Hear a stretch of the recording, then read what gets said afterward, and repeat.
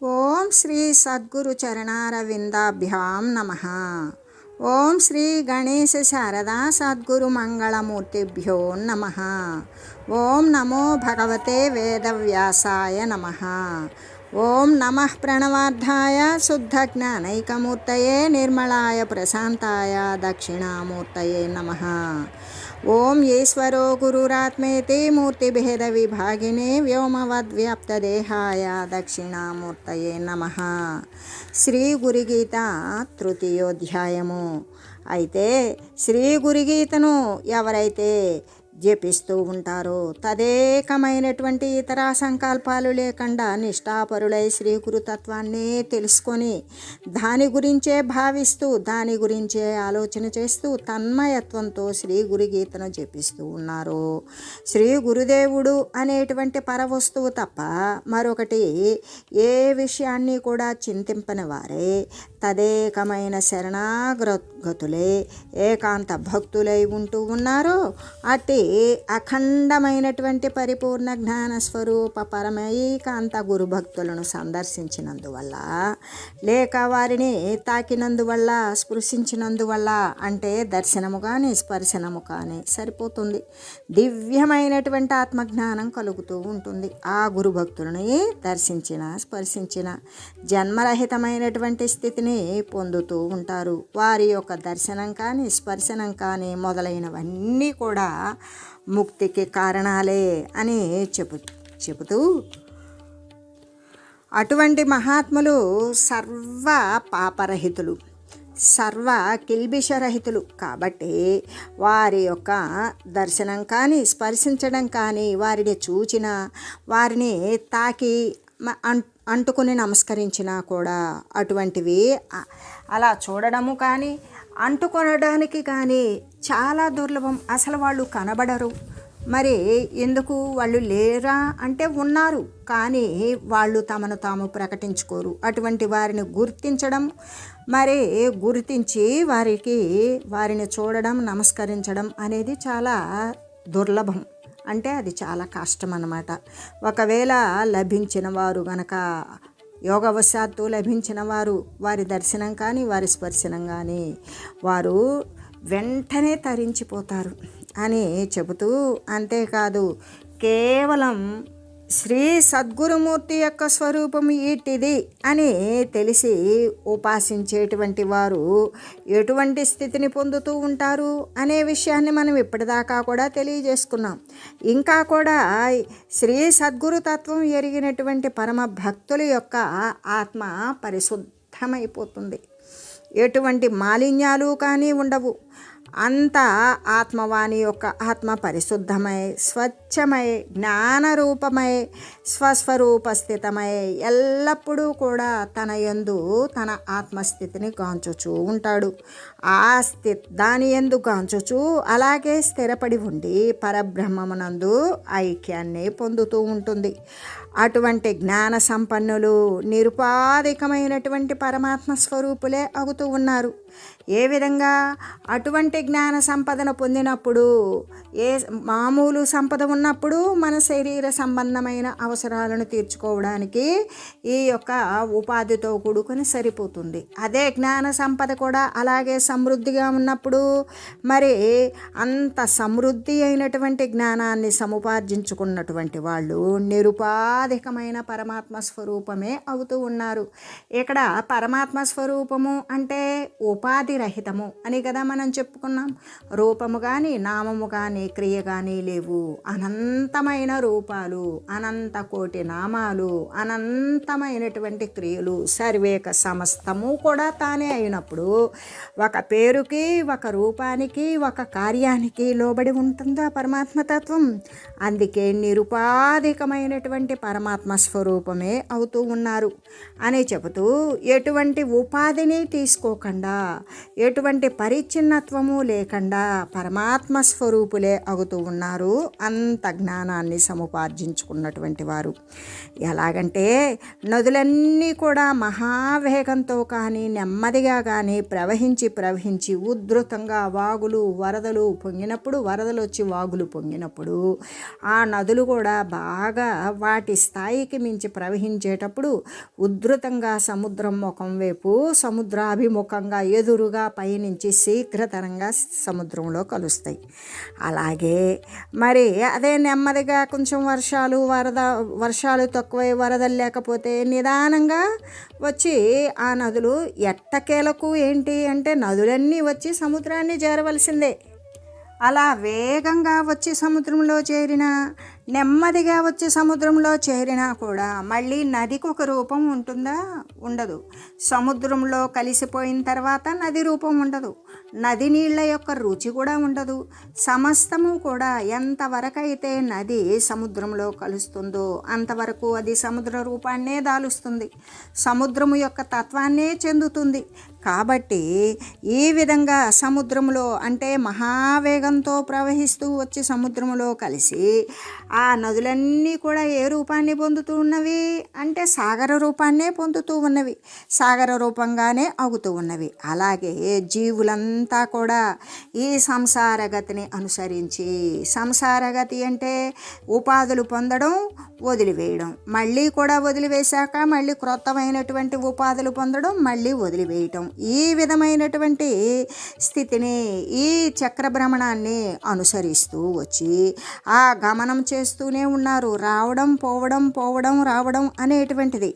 అయితే మరి అలా అవుతూ ఉన్నప్పటికీ కూడా ఎవరైతే తపస్సు, ధ్యానము మొదలైనటువంటి లక్ష్యముగా చేసుకుంటారో, తపస్సు చేస్తూ ధ్యానం చేస్తూ మరి ఇంద్రియాలన్నింటినీ కూడా నిగ్రహంలో ఉంచుకుంటూ మరి వాని లక్ష్యం ఏంటి అంటే పరబ్రహ్మాన్ని చేరటం.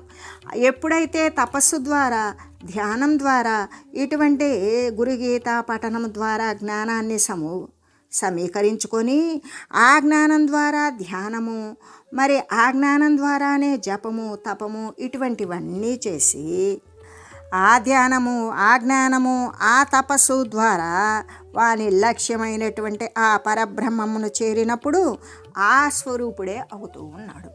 ఇంకా మళ్ళీ వాడికి ఉపాధి స్వరూపం కానీ, మరి గుణాలను గ్రహించడం కానీ, మరి శీతోష్ణాదులకు తప్పించడం కానీ, శరీర పతనాదులు జరగడం కానీ, క్రొత్త శరీరాలు ఉత్పన్నం కావడం కానీ ఇలాంటి స్థితులు ఏమీ ఉండవు. ఎలాగా అంటే నదులు గనక పరిగెత్తుకుంటూ వచ్చి సముద్రంలో కలిసినప్పుడు అవన్నీ కూడా నదీ స్వరూపం కోల్పోయి సముద్రం అంటే సాగర స్వరూపాన్ని పొందినట్లుగానే జీవుడు ఈ సంసారంలో పడి వస్తూ పోతూ అనేక ఉపాధులు ధరించుకుంటూ కర్మలు చేస్తూ దాని యొక్క సంబంధితంగా ఆ కర్మవాసన ప్రేరితమైనటువంటి వాసనలు, కోరికల ద్వారా శరీర పతనానంతరం మళ్ళీ కొత్త శరీరాలు తీసుకొచ్చుకొని ఈ విధంగా తిరుగుతూ ఉండగా ఒక సమయానికి అయినప్పటికీ కూడా అందులో తిరిగేవాడైనప్పటికీ కూడా ఏమాత్రం వాని యొక్క కర్మ పరిపాకంలో పుణ్య విశేషం ఉంటే అది జ్ఞానంగా మారినప్పుడు వాడు సద్గ్రంథాలను చదవడం, తపస్సు చేయడం, ధ్యానం చేయటం, వాడి లక్ష్యం ఏంటి అంటే సంసారాన్ని నశింపజేసుకొని మళ్ళీ కూడా దేహాన్ని ధరించేటువంటి స్థితిని శాశ్వతంగా పరిష్కరించుకొని పరబ్రహ్మస్థానాన్ని పొందడం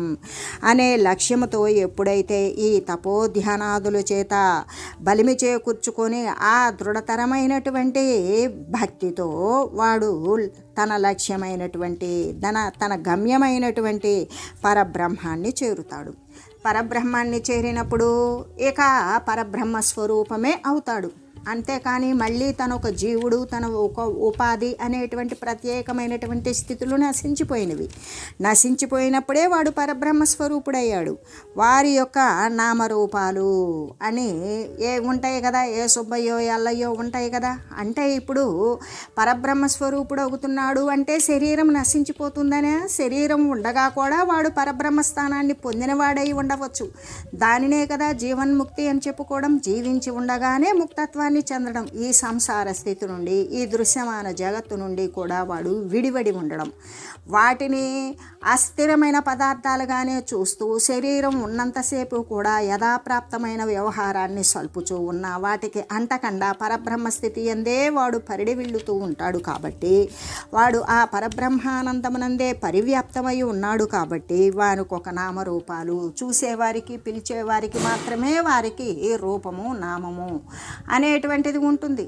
కానీ వాని మట్టుకైతే ఇక ఎటువంటివి ఉండవు. వాడి యొక్క అంతరంగం ఎప్పుడో పరబ్రహ్మతత్వాన్ని అంటి ఉన్నది. ఇక దృశ్యమాన జగత్తుకు వాడు ఎప్పుడో వేరైపోయి ఉన్నాడు.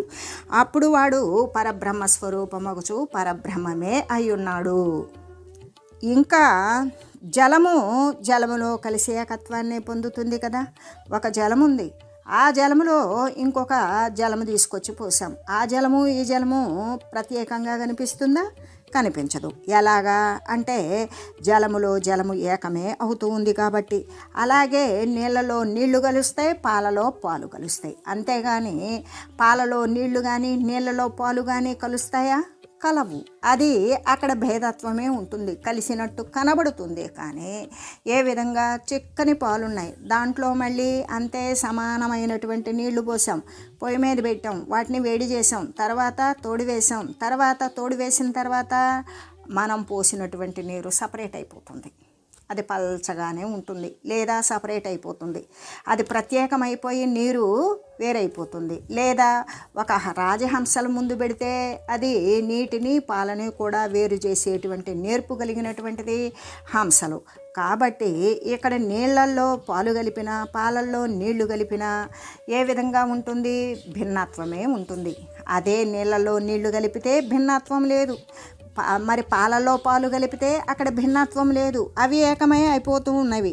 అదేవిధంగా ఇక్కడ అలాగనే పరిశుద్ధమైనటువంటి ఆత్మ కలిగినటువంటి వాడు పరిశుద్ధమైనటువంటి పరబ్రహ్మంలో ఏకమవుతాడు. అంతేకాని కల్మషం ఉంటే ఏమాత్రము కూడా అది కలియజాలదు. అంటే దాంట్లో కలవలేదు. అంటే దాని యొక్క లక్ష్యార్థమైనటువంటి శుద్ధ చైతన్యాత్మకమైనటువంటి ఆత్మ పరబ్రహ్మము కన్నా కూడా వేరుగాకుండా అది అభేదంగానే ఉంటూ ఉన్నది. ఎలాగా అంటే శుద్ధ చైతన్యాత్మకమగు అంటే చైతన్యాత్మ ఎటువంటిది? శుద్ధమైనది.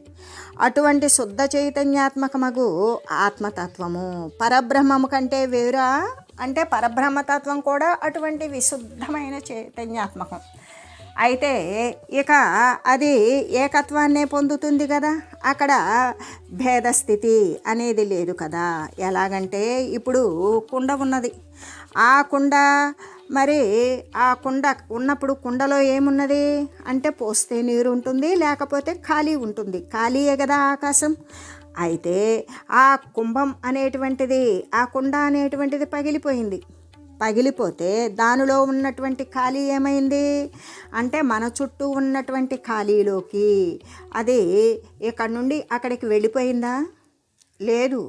ఈ ఖాళీకి ఆవరించినటువంటి ఆవరణ దోషం తొలగింది. అంతేకాని అది ఇది ఎప్పుడూ ఏకమే అయి ఉన్నది. అదేవిధంగా అంటే కుండలో ఉన్నటువంటి ఆకాశం బయట ఉన్నటువంటి మహాకాశంలో చేరుతున్నట్లుగానే అంటే అంతకుముందు అది ఏమై ఉన్నది? కుండలో ఉన్నంతసేపు దానిని ఘటాకాశం అన్నాం. ఆ ఘటాకాశం అనేటువంటిది అదే కుండలో నీళ్లు పోసాం సగానికి, ఆ దాంట్లో ఆ సగం అంతా కూడా ఏమున్నది? జలం ఉన్నది. ఆ జలము పైన ఏమున్నది? మళ్ళీ ఆకాశం ఏమున్నది? ఆకాశము అంటే ఖాళీయే కదా. ఎక్కడ ఖాళీ ఉంటే అది ఆకాశమే అయినప్పుడు ఇక దానిని ఏమన్నాము అంటే జలాకాశము అనే పేర్లతో పిలువబడింది. కానీ కుండ బ్రద్దలైపోయింది, అప్పుడు జలము పోయింది, ఆ ఆకాశము మహాకాశంలో లీనమైంది అయినట్లుగానే. అంటే ఎట్లా అంటే ఆకాశము భిన్నమైనట్లు కనబడుతున్నదే కానీ వాస్తవానికి అది ఎప్పటికీ కూడా పరిచ్ఛిన్నమైనట్టుగా, భిన్నమైనట్లుగా, బద్ధమైనట్లుగా కనిపిస్తుందే కానీ ఇప్పుడు అది ఎప్పటికీ కూడా అది అపరిచ్ఛిన్నమే అయి ఉంటుంది. ఆ కుంభము అనేటువంటిది అంటే ఆ కుండ అనేటువంటిది పగిలిపోయిందనుకో, దానిలో ఉన్నటువంటి ఆకాశము పరిచ్ఛిన్నమై ఉన్నది పగలక ముందు. పగిలిన తర్వాత మహాకాశంలో లీనమైనట్లుగానే మహాకాశమై సర్వవ్యాపకమై సర్వంలో నిండి ఉంటుంది. అలాగే ఈ జీవోపాధి ఈశ్వరోపాధులు గనక తొలగినట్లయితే జీవోపాధి ఏంటి? అజ్ఞానము. ఈశ్వరోపాధి ఏంటి? మాయ. ఈ మాయా ఈ అజ్ఞానము రెండు తొలగితే జీవేశ్వరులు ఏకస్థితికి వస్తుంది. అలా తొలగినప్పుడే చైతన్యము మాత్రమే మిగిలి ఉంటుంది. అది జీవుని యందు ఉన్నటువంటి చైతన్యము, జీవుడే చైతన్యము. కానీ వాడు శరీరాన్ని ఆసరా చేసుకొని దేహమాత్రమైనటువంటి దానని నేను అని చెప్పుకున్నాడు. ఆ అజ్ఞానం తొలగిందో ఆ జీవుడు దేవుడే అయ్యున్నాడు. అప్పుడు ఈశ్వరుని ఉపాధి మాయ అనేటువంటిది తొలగిందో ఉండేటువంటిది శుద్ధ చైతన్య ఈశ్వరతత్వం. ఆ ఈశ్వరుడు జీవుడు ఏకమైనప్పుడు జీవేశ్వరులు అంటామా, పరమాత్మతత్వం అని చెప్తాం. అందుకే ఏం మిగిలి ఉంటుంది అంటే జీవోపాధిలో అజ్ఞానము నశించిపోగా, మరి ఈశ్వరోపాధిలో మాయను తొలగించి వేయగా అక్కడ ఏమున్నది అంటే ఏమి మిగిలి ఉంటుంది అంటే కేవలం చైతన్యము మాత్రమే మిగిలి ఉంటుంది. ఆ మిగిలి ఉన్నదే అఖండము. అక్కడ ఇక పరిచ్ఛిన్నత్వము కానీ ఖండము కానీ ఉన్నదా? సర్వము కూడా నిండి ఉన్నటువంటిది ఏంటి అంటే అదే అఖండము, అదే పరిపూర్ణము. ఈ ప్రకారంగా శుద్ధాత్మ అనేటువంటిది నిరుపాధికమై పరబ్రహ్మమే అగుచూ ఉన్నాడు అని చెబుతూ, అంతేకాదు ఘటాకాశము మహాకాశ దృష్టాంతాల చేత ఉపాధులు కల్పితాలు అనే కదా చెప్పడం. ఇక్కడ ఉపాధి అనబడేటువంటి ఆవరణ తొలగిందో మరి దానిలో ఉన్నటువంటి జీవత్వం దైవత్వమే అవుతుంది కదా. అంటే ఇక్కడ ఆవరణ ఏంటి అంటే దేహము. దేహానికి దేహం ధరించుకొని రావడానికి మూలం అజ్ఞానము.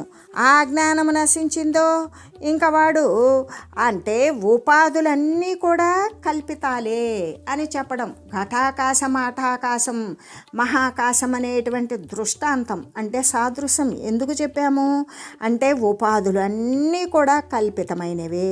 ఏ ఉపాధులు? జీవోపాధి అయినటువంటి అజ్ఞానం కానీ ఈశ్వరోపాధి అయినటువంటి మాయ కానీ ఇవన్నీ కూడా ఉన్నవా అంటే లేనివే, కల్పించబడినవే. వాని చేత భేదము భాషిస్తుంది. ఏ విధంగా?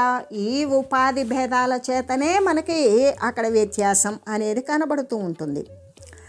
దానికి ఆకాశం ఎప్పుడైతే అన్ని చోట్ల ఏకంగానే ఉన్నది అని చెప్పినట్లయితే మరి దానికి బంధం కానీ మోక్షం కానీ లేవనే కదా తెలియాలి. అలా లేవని తెలిసినప్పుడు పరబ్రహ్మమునకు కానీ ఈ ఉపాధికి కానీ వ్యవహార కల్పితాలే ఉన్నవి కానీ మరి భాషించేటువంటి ప్రకాశించేటువంటి ఎల్లడలా సర్వవ్యాపకమై విరాజిల్లేటువంటి ఆ ఒక్క పరబ్రహ్మము ఒక్కటి మాత్రమే అని తెలియాలి కదా అని చెబుతూ, అంటే ఇక్కడ మనకి మహావాక్యార్థాలను అంతర్లీనంగా కూడా దీనిలో తెలియజేశారు. ఏ విధంగా అంటే అహం బ్రహ్మస్మి ఏదైతే గుర్తించబడుతుందో నేను అని చెప్పుకుంటున్నానో ఆ చెప్పుకునేటువంటిది ఏంటి అంటే అజ్ఞానము తొలగితే ఈ అహం అనేటువంటిది ఆ బ్రహ్మమే అయి ఉన్నది. అంటే నేను ఎవరై ఉన్నాను? రెండవ వస్తువు లేనిది కాబట్టి అంతా కూడా సమరూపమైన సమస్థితి అయిన ఏకరసమాత్రమైనటువంటి పరబ్రహ్మ వస్తువే కాబట్టి ఇది నేను అని చెప్పుకున్నప్పటికీ కూడా నేను ఏమై ఉన్నాను? ఆ పరబ్రహ్మ తత్వము నేనే అయ్యున్నాను. నేనే పరబ్రహ్మ వస్తువును. నాకంటే భిన్నమైన వస్తువు లేదు. అదే అహం బ్రహ్మస్మి అనే విషయాన్ని తెలియజేస్తూ, రెండోది ప్రజ్ఞానం బ్రహ్మ. ఏ జ్ఞానం ద్వారా అయితే అంటే మనం ప్రజ్ఞానం అన్నప్పుడు జ్ఞానానికి కలయిక ఏంటి అంటే ఆత్మజ్ఞానం. ఏ ఈశ్వరతత్వాన్ని అయితే తెలుసుకోవాలనేటువంటి ప్రజ్ఞ ఉన్నదో ఆ ప్రజ్ఞనే మనం జ్ఞానము అనే దానిలో వాడుకగా మాట్లాడుతూ ఉంటాం. అయితే ఏ ప్రజ్ఞానం అయితే ఉన్నదో ఆ ప్రజ్ఞానము బ్రహ్మస్వరూపమే ఉన్నది. ఎందుకు? ఆ జ్ఞానమే పోయి బ్రహ్మజ్ఞానాన్ని బ్రహ్మతత్వాన్ని తెలియజేస్తుంది.